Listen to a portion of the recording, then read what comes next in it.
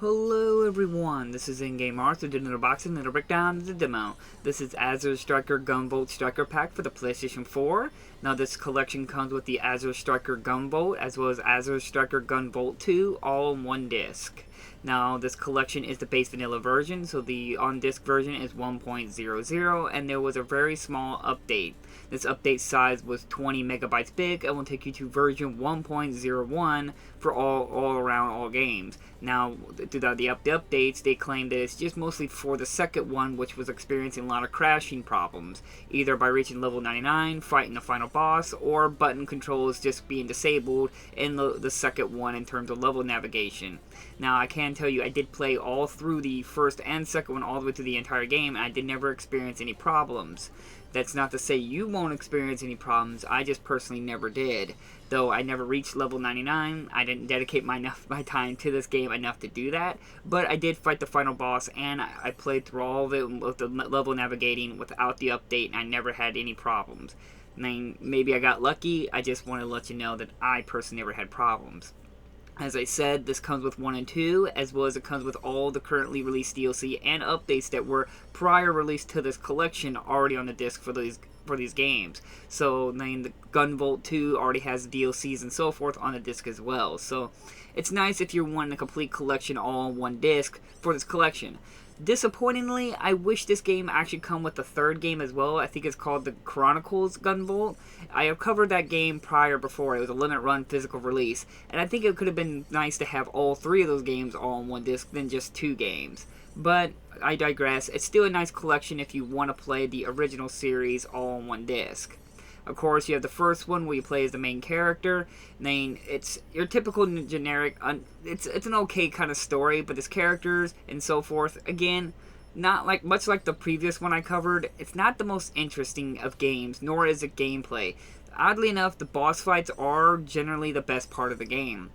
The bosses are more interesting, their dynamics around them is way more interesting than everything else in the game, and I wish there was more involved with the boss fights.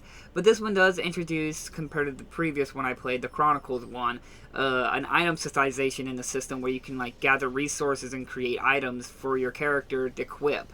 This travels to the first and second one.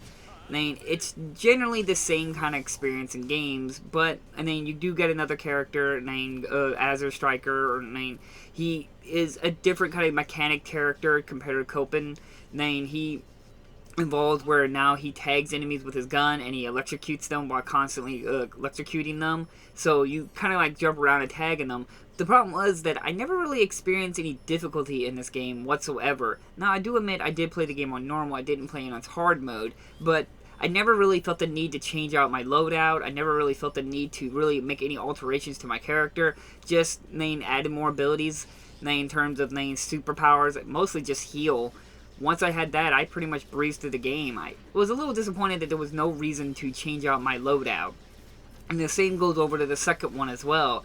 I never really had to do anything, just play the game. Now, this may be different on higher difficulties, and maybe if you were doing more of a speed run or taking on challenges and so forth, then maybe you might want to change up your loadout. But if you're just jumping in for the first time, then you might think the game is relatively simple and straightforward and easy.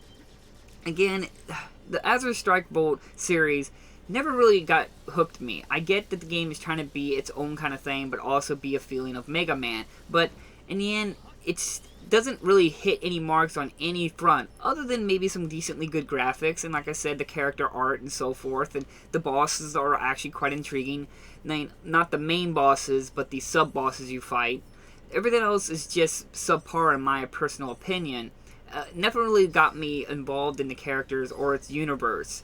The only thing I could really say is that the entire time I was playing it, I just felt like I would have rather just been playing Mega Man. It had more to it, more to explore, more to gather out of the experience. I do think the games are neat and have some generally good ideas, but I think more needs to be utilized out of it.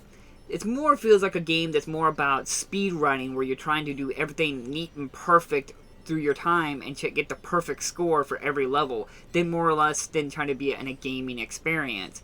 I do know that generally the Japanese audience have a different taste and different direction of what they prefer out of their games, which is nothing wrong with that. But for me personally, it just doesn't really hit the mark for me. I do like how the second one has a be able to change between the characters of Azure Striker as well as the Copen. I think I'm getting his name right. And they both have a somewhat different dynamic and playstyle. While Azure Striker has the where he tags people and electrocutes them, Copen, which I think I'm getting his name wrong, but I can't quite remember. That's how uninvolved I was with the characters.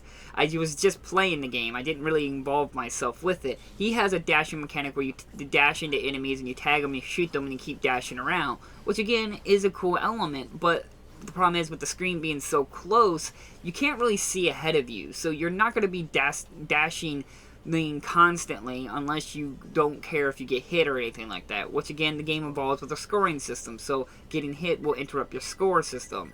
So again, it's all about really just playing it neat and perfect and getting the perfect high score and getting the perfect time run and killing all the enemies. Then really the gameplay aspects of the experience, like story, characters, level design, and so forth. It disappoints me to say that it's much like the one I played previously, which again, I'll probably put a link to that video in the end of the video. It just doesn't feel left me with reasons to come back to it or desire to get very far or take on its bigger challenges and harder modes and difficulty. I beat it, I'm done, I don't really care to come back and explore more on it. So that's very disappointing on my part, but it's still a good collection if you are wanting to add it to your shelf, you want both games on your shelf, if you want it on the PlayStation 4, it's all there for a good collection in that part. But overall, if you're trying to get it to be a gaming experience and trying to get the most out of your time and money for gaming, I think you might want to look elsewhere. I even would say just look into getting the Mega Man collections. They're all available on the PlayStation 4 right now, so you might as well just go get that if you haven't already, than wasting your time picking this up. But if you wanted to collect it, it's good for collecting, and if you played all the Mega Man games and you just want to play something to fill in that void without it being Mega Man, yes, I could see this being in that part for you. But for the most part, look into it or wait till you find it in a bargain bin or something like that. I don't think it's going to satisfy you as much as you hope it would. So, like always, I try to leave links down in the description if you're instant copy, and I'll see you guys in the next unboxing video. Bye-bye!